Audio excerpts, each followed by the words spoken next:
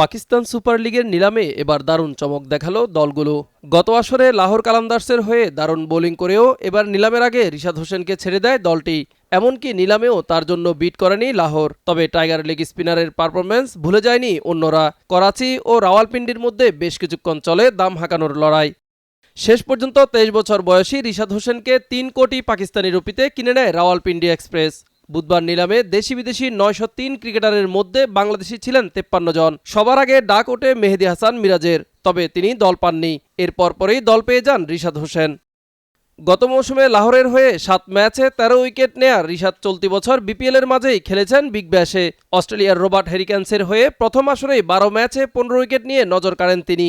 ধারাবাহিক পারফরম্যান্সের পুরস্কার মিলল এবার পিএসএলে নতুন ঠিকানা রাওয়ালপিন্ডিতে। মিজান ফারাবি, দিগন্ত স্পোর্টস।